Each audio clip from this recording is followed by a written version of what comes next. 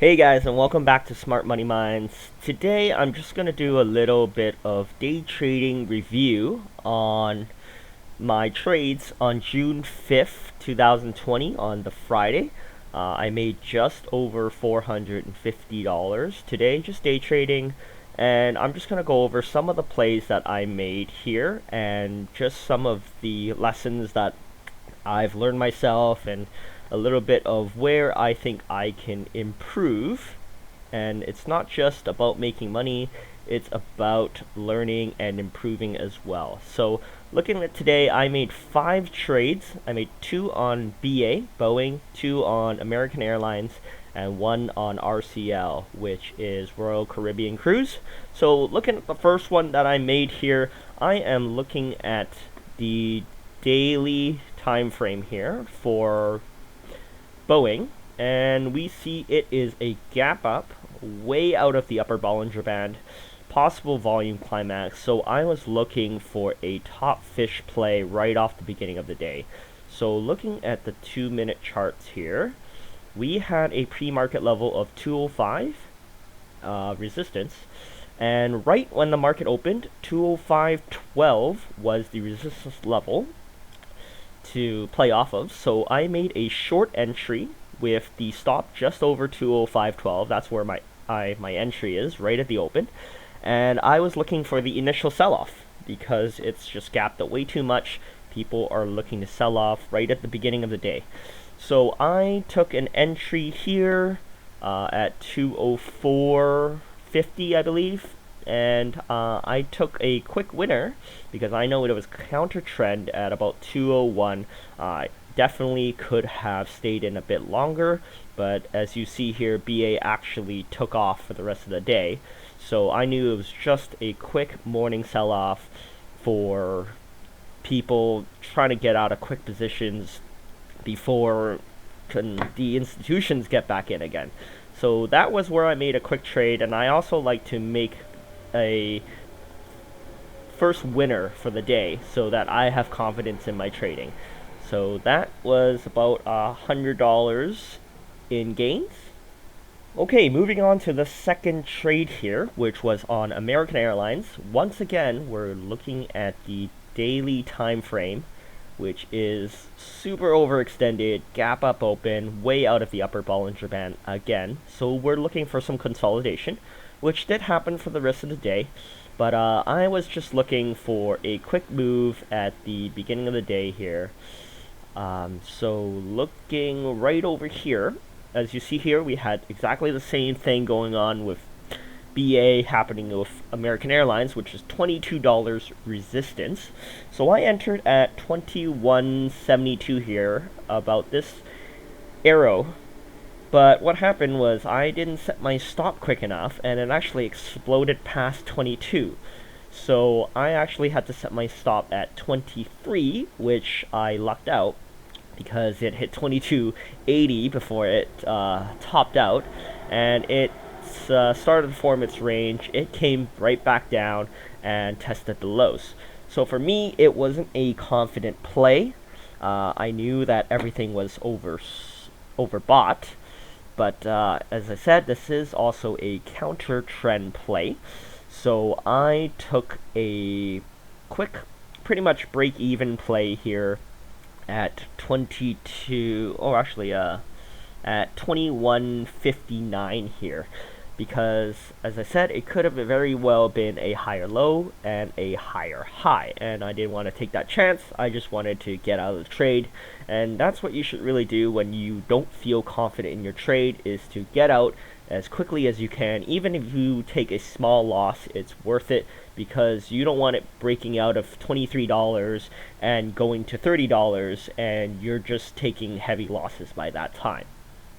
So the third entry I took here, once again, is on American Airlines, as I was looking for further consolidation for American Airlines for pretty much the rest of the day. I saw here it was making a 2-minute high, low, lower high, and then I was betting on it to hit a lower low. Also, I was looking at this here with the 5-minute 8 EMA acting as resistance, and also the 15-minute 8 EMA acting as resistance as well. So looking back at the 2-minute chart here, I was just expecting it to further consolidate. I set my stop just about 2174, which is pretty far away. That's something that I definitely want to change, because I don't want a stop that is so far away, even though it is with the short-term trend here. Another thing I really noticed was that I'm going to compare with the S&P 500 here. Let's see here. Didn't quite work out here. Oops. So anyways, essentially what happened was the S&P 500 was going to higher highs during this time, which is about here. Yeah, right here. It was making higher highs at this time, while American Airlines was having no strength. So knowing that, I was pretty confident that it was going to take another leg down. So I look at this bounce here, I was like, okay, I'm staying in here, and it went to lower lows, right? But what happened here was I saw that the 2-minute trend didn't hit a lower low. It made a low, and it could possibly have gone up this way instead. So that's where I made my exit, because I didn't have confidence that it was making lower lows at that point. And also, if you look at the 15-minute chart here, it was holding this bottom very well. It's holding this middle EMA here, or sorry, middle Bollinger Band here quite well. And you see all these wicks here. There was a lot of buying up pressure, and once again, on the longer time frame, it was counter trend. So I decided to take my profits a little bit quicker than I would have, because look, it went down to 1825. But once again, didn't matter. Took my profits, made about $90 on this trade here. Okay, so the fourth trade of the day here that I made is back to BA. I looked at this here on this move up, and as well as the S&P 500 was moving up pretty hard as well. But I saw a 30-minute volume climax. So don't forget to check out my video about the top 3 common reversals that happened in the stock market, and the volume climax is one of them. I saw a volume climax with a possible doji candle. This isn't really a doji, but this volume climax was pretty apparent. It was also overbought on multiple time frames. The 15 had bearish divergence, as you see here. So let's zoom in here on the 2 and 5 here. So looking at the 2-minute time frame, I got in at approximately, let's see here, 217.50. So I saw the top here. I saw it coming back down. So what I did was I set the stop at 219, just above the high of the day.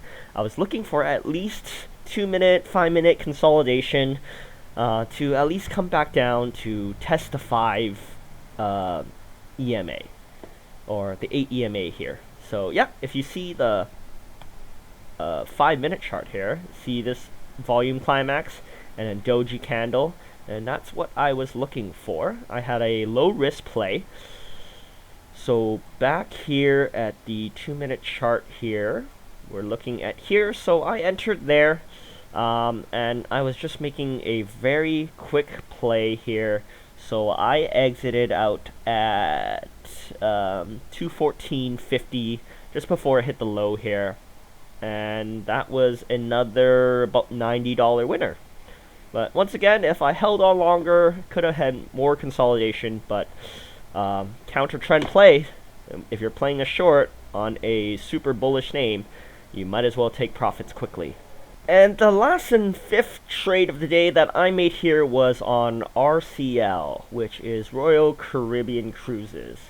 So looking at the 30-minute chart was the clearest for me. As you see here, all day it was algo buying for 15-minute chart, 30-minute chart, you see this 8 EMA here just being held on as the support level.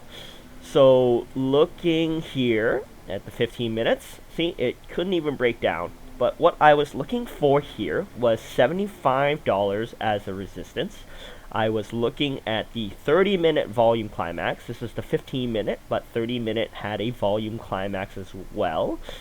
This volume is matching pretty much the beginning of day volume, like the first 15 minutes, which is very unusual. And I see here topping out doji candlestick. I zoomed in here on the 5-minute. I said, okay, so you got the volume climax, you got the lower high, or I mean the low and then lower high, which is around this range here.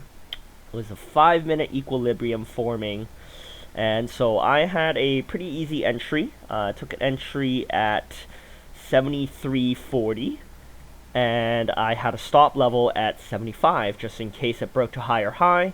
You also see this is bearish divergence on the 5-minute chart. So I was a very confident play because I was looking for at least a little bit of consolidation. Definitely be very careful, as this is a counter trend play. It is a very strong name, so make sure your stops are very tight. So I entered here on this equilibrium. Let's zoom in on 2 here, which is a little more clear. You see even the 2-minute equilibrium made a lower high, and then tightening, lower high again, and then that's where the breakdown happened. So it broke down, and I was saying, you know what? Strong play. As soon as it bounced, I exited out, because you see here this 2-minute volume came in, and this bullish engulfing here on the 2 minutes as well. I mean, definitely you shouldn't just look at the 2-minute charts, because you know, at least I was looking for a 5 and 15-minute consolidation, and it did happen again. I took profits too quickly, but you know what? Profits are profits, and this is something that I have to learn as well as a lesson, is just to zoom out a little bit and give yourself some space for the play to develop, because as you see here, it developed I would say a 5-minute bear flag, very tight bear flag here, and then it took another leg down. So I missed out on quite a lot of profits. But just on this play alone, I know that I had a very tight stop, so my risk is very low. So I made just over $150 on this trade, and which is definitely not bad. And if you add everything up today, then it is just over $450 for the gains that I made. I'm definitely not saying that day trading is for everyone, but if you play the patterns correctly and just stayed patient, sometimes, yeah, it does take a little bit of luck, but if you keep your losses very tight, your stops very tight, then, you know, you may take losses, but as long as your gains outweigh your losses, then that's how you make money in the stock market and day trading and even swing trading. But going back to luck, I mean, look at American Airlines. I could have taken a big loss, but looking at the longer term time frame, it was way overbought, so the chances of it consolidating was high. So it wasn't terribly a risky play, I would say. But anyways, this is just a little review and lessons of what I did today or did yesterday for the Friday. And if you want to learn more, make sure you watch more of my videos. And if you enjoyed this video, make sure you hit that like button, subscribe to my channel, and I'd love to make more of these day trading review videos for you. And stay safe. We'll see you later.